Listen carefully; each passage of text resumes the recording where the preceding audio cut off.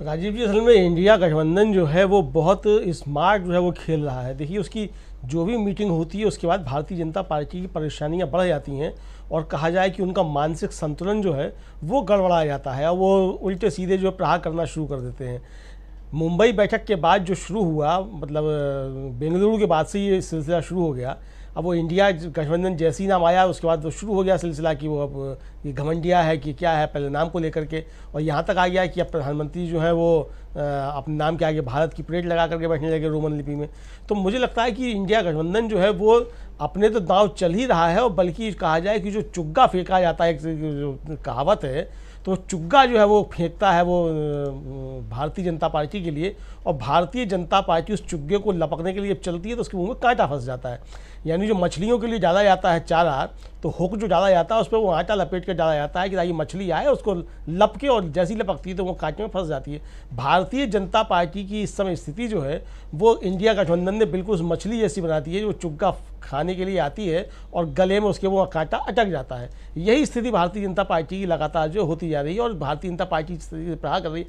अब उदयनिधि स्टालिन ने अगर कुछ कहा, उसके बदले अगर आप सनातन पे आ गए बहस करने के लिए, सनातन को अगर आप मुद्दा बना लगे, तो आपके अंदर की चीज़ें थी वो सामने खुल करके तमाम आने लगी, उस पर सारी बहस होने लगी, तो उससे भी आपको वापस जाना पड़ेगा। यानी आप G20 का जो लेकर के शोर मचाने जा रहे थे, उस G20 के शोर में आप सनातन पे बात करने लगे, G20 की आप उपलब्धियों की बात अब करने ही लगे। या तो आप ये कहेंगे G20 की उपलब्धियां नहीं थी, और अगर उसकी उपलब्धियां थी तो आपको उन्हें बताना चाहिए था, तो आप उस पर ना बता करके आप जो है उदयनिधि स्टालिन के खिलाफ आप पिल पड़े एक तरीके से। तो ये मुझे लगता है कि भारतीय जनता पार्टी लगातार इंडिया गठबंधन के उसमें फंसती जा रही है। दूसरा जो सबसे बड़ा संदेश आज की बैठक का, राजीव जी, मुझे लगता है कि इसका संदेश ये भी है कि ये बैठक जो हो कहाँ रही है, असल में इसका संदेश सबसे बड़ा है।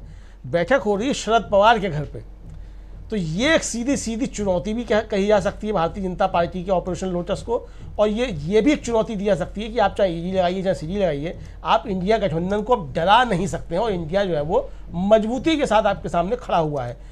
और इन्होंने जो चाल चली कि साहब उसी दिन जो है अभिषेक बनर्जी को बुलाया जा रहा है, तो ईडी को नहीं मालूम है कि अभिषेक बनर्जी उस बैठक में शामिल होंगे 13 सितंबर को। पहले से ईडी का नोटिस तो बाद में आया है ना जी, बैठक पहले से तय थी, तो इसका मतलब ये जानबूझ के किया गया है कि उसी दिन जो है दिया जाए, ईडी का नोटिस दिया जाए और अभिषेक बनर्जी को उसमें जान से रोका जाए। तो संजय राउत ने जैसे कहा कि हम आपकी सीट खाली रखेंगे, तो उसी तरीके से जैसे इमरजेंसी में अखबार जो थे वो एडिटोरियल का स्थान खाली छोड़ देते थे, ब्लैंक छोड़ देते थे, तो ये उसी तरीके से ब्लैंक छोड़ने की, मतलब कुर्सी जो खाली रहेगी आपकी, ये उसी तरीके से भारतीय जनता पार्टी को एक चैलेंज और एक चेतावनी दोनों जो है वो देने की इंडिया गठबंधन कोशिश कर रहा है। ये बहुत इंपॉर्टेंट बात, इंपॉर्टेंट ये बैठक।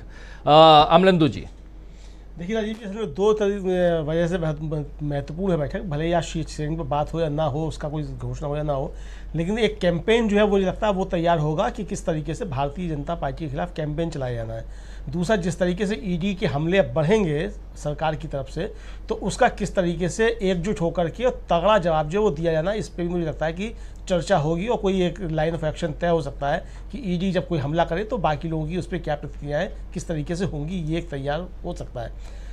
कोई जन आंदोलन की भी तैयारी मुझे लगता है हो सकती है सरकार के खिलाफ, महंगाई को लेकर के, बेरोजगारी को लेकर के, तमाम मुद्दे जो हैं उन पर भी एक चर्चा कुछ हो सकती है कि क्या इस पर किस तरीके से आगे बढ़ा जाए।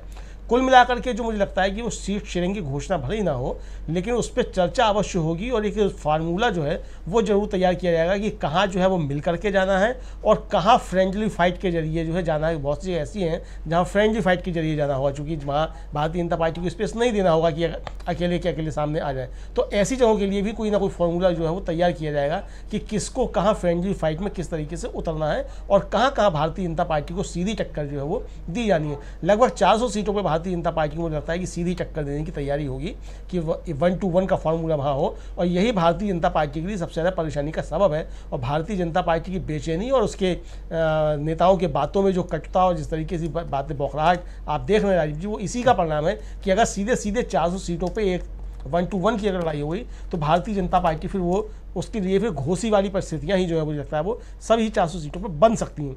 तो ये भारतीय जनता पार्टी की परेशानी का एक सबब है। बहुत बड़ी बात आप कह रहे हैं कि घोसी जैसी परेशानियां सभी 400 सीटों पे बन सकती हैं। सीट शेयरिंग के अलावा आज जो अहम बात होने वाली है वो बात है जनसभाओं की। प्रशांत टंडन जी, जनसभाएं भी होंगी और कहां किस रूप में किए जाए जनसभाएं, कैसे यहां जो मूल मुद्दे हैं, महंगाई है, बेरोजगारी है, भ्रष्टाचार है, नफरत है, इन सब मुद्दों से कैसे पीछा छुड़ाया जाए देश की जनता का, इन अहम मुद्दों पे आज चर्चा हो रही है। ये क्या मायने रखती है, यहां क्या कुछ बातें हुई हैं, इन सब पर हम सब की निगाहें टिकी हुई हैं। अमलेंदु उपाध्याय जी, क्यों जनसभाएं इंपॉर्टेंट हैं और क्यों यहां हम ईडी की बात कर रहे हैं? इसलिए क्योंकि ईडी बार बार, अभी 2 दिन और चर्चा होगी, खूब चर्चा होगी ईडी साहब की, क्योंकि उनके पास टास्क बहुत है, काम उनको इन 2 दिनों में, जैसे प्रशांत टंडन जी कहते हैं, काम बहुत करके जाना है, नहीं तो साहब नाराज हो जाएंगे। जी राजीव जी, मुझे लगता है कि मिश्रा जी अपनी वफादारी पूरी निभाएंगे और निभानी भी चाहिए। जब 3 एक्सटेंशन मिले हैं तो जाहिर सी बात है कि मुफ्त में तो नहीं मिल गए होंगे। मुझको क्यों नहीं मिल जाते 3 एक्सटेंशन कहीं भी, भाई किसी और को क्यों नहीं मिल जाते? जिसको एक्सटेंशन मिले, जाहिर सी बात है कुछ ना कुछ वफादारी है और कुछ ना कुछ उससे अपेक्षाएं हैं, वो उससे पूरी करनी होंगी। तो वो अब संजय कुमार मिश्रा जी को पूरी करनी चाहिए और 2 दिन का समय बचा है, तो इस 2 दिन में मुझे लगता है ईडी के हमले और ज़्यादा बढ़ भी सकते हैं।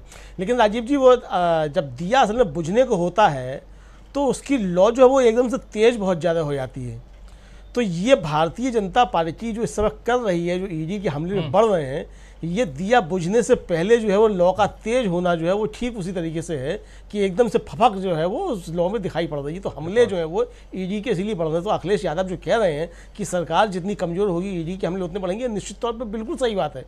क्योंकि सरकार जब कमज़ोर होगी तो वो अपने को मजबूत दिखाने के लिए इस तरीके के हमले करेगी। तो ये हमले अभी और बढ़ने हैं, वो चाहे संजय मिश्रा रहें या नहीं रहें, लेकिन ये हमले इस तरीके के बढ़ेंगे। जो नया आएगा उसके ऊपर भी इस तरीके का दबाव होगा।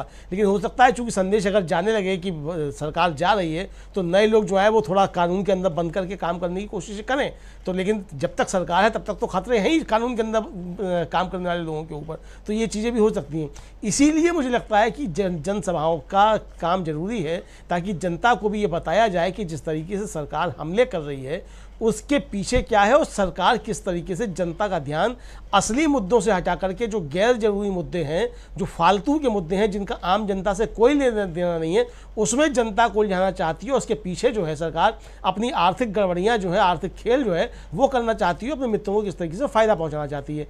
ये संदेश जनता के बीच जाना बहुत ज़्यादा जरूरी है और ये तभी जाएगा जब नेता जो है विपक्षी दलों के वो जनता के बीच में होंगे।